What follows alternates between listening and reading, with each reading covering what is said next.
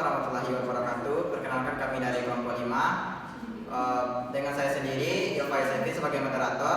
Rekan saya Syaifah Azura Hamid. Saya Nurul Hazara. Saya Tiara Anggregi. Baiklah, pada kesempatan kali ini kami dari kelompok 5 akan mempresentasikan hasil PJBL kami yang berjudul Dampak Negatif Efisiensi Anggaran pada Tanggung Jawab Negara di Sektor HAM. Baiklah, materi pertama yang akan dibacakan oleh Syaifah. Kepada Syaifah disilakan. Baik, terima kasih moderator. Di sini saya akan menjelaskan konsep dasarnya.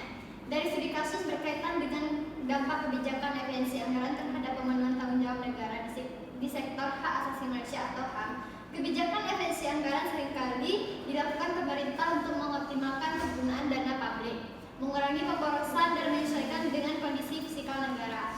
Kebijakan ini dapat negatif pada dialokasi sumber daya untuk program-program HAM seperti perlindungan kelompok rentan, penegakan hukum, atau layanan dasar seperti kesehatan dan pendidikan. Dalam fungsinya, LPSK bekerja berdasarkan mandat Undang-Undang Nomor 31 Tahun 2014 tentang perlindungan saksi dan korban untuk memberikan perlindungan dan hak-hak lainnya kepada saksi dan korban tak terkecuali. Pada kasus pelanggaran berat-HAM, tanggung jawab negara di sekitar HAM diatur dalam berbagai instrumen hukum nasional dan internasional seperti Undang-Undang Dasar 1945 dan Deklarasi Universal HAM. Baik, saya kembalikan kepada moderator. Baiklah, terima kasih saya ucapkan kepada Syaifah. Materi selanjutnya akan dijelaskan oleh rekan saya. Silakan. Baik, saya akan menjelaskan dasar hukum. Dasar hukum yang mendasari analisis dalam artikel ini, baik nasional maupun internasional, yang mewajibkan negara untuk memenuhi, melindungi, dan menghormati HAM.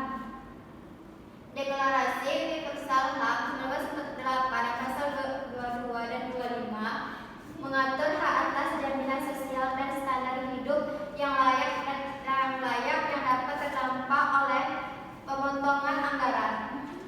Undang-Undang Nomor 39 Tahun 1969 tentang HAM pasal 7 menegaskan bahwa pemerintah wajib mengajukan, melindungi, dan menegakkan HAM termasuk melalui alokasi anggaran yang memandal. Partisipasi dapat mengurangi akses masyarakat terhadap layanan dasar seperti kesehatan, pendidikan, dan perlindungan sosial. 2. Melemahnya perlindungan HAM.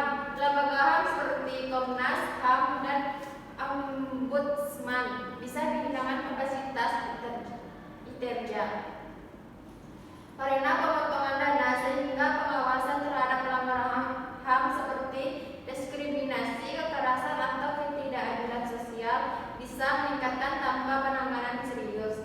3. Ketimpangan sosial yang semakin lebar.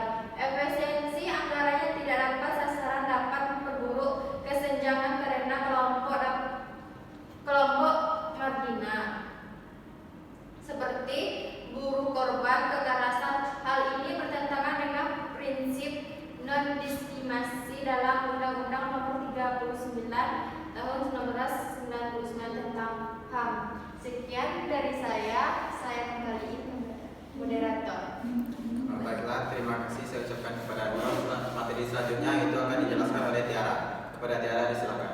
Baiklah, terima kasih kepada moderator. Selanjutnya yaitu terkait dengan tantangan. Dalam kasus ini menyoroti sejumlah tantangan yang muncul ketika kebijakan efisiensi anggaran berdampak pada tanggung jawab negara di sektor HAM.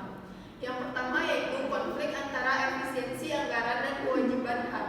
Pemerintah seringkali melakukan pemotongan anggaran untuk menyesuaikan keterbatasan fiskal. Instrumen HAM seperti ICESC